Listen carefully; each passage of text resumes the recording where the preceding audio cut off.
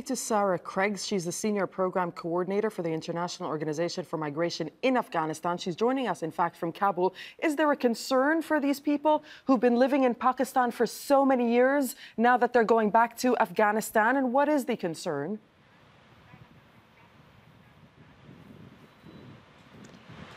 Good evening. Well, there are multiple concerns. We've got immediate humanitarian needs that need to be met, but we've got more mid to longer term solutions that have to be provided. So if I can just reflect a little bit on the situation so far, the borders opened on the 21st of March and we've already had 8,000 undocumented Afghans returning back. And IOM has been providing immediate humanitarian assistance to those Afghans returning, making sure that their immediate needs with regards to shelter, medical assistance, food, non-food items are provided, also providing assistance with onward transportation.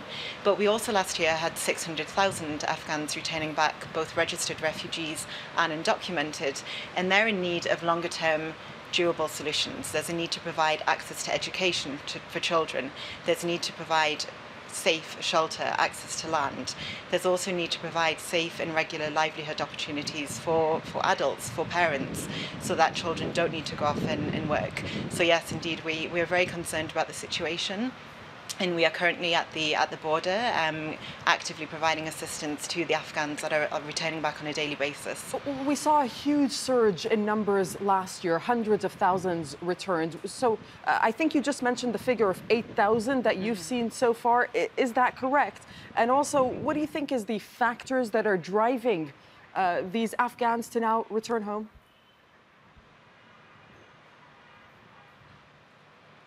So since the 21st of March, when the border reopened again, yes, there have been 8,000 undocumented Afghans returning back, and the voluntary repatriation program for registered refugees is obviously just commencing this week. Our projected figures in the most acute worst-case scenario will be up to 1 million Afghans, both registered refugees and undocumented, returning back. We're planning for that figure to be able to meet the needs of those returnees coming back into the country. With the reasons for why Afghans are returning, it's important for me to say that actually for the undocumented Afghans, the flows did not stop. They significantly diminished, but we did actually see a continued flow of undocumented Afghans returning back throughout the end of 2016 and early 2017. But for the registered refugees, this is coinciding with the commencement of the voluntary repatriation program, which, as I mentioned, is beginning this week. All right, Sarah Craggs, we thank you for speaking to us from Kabul.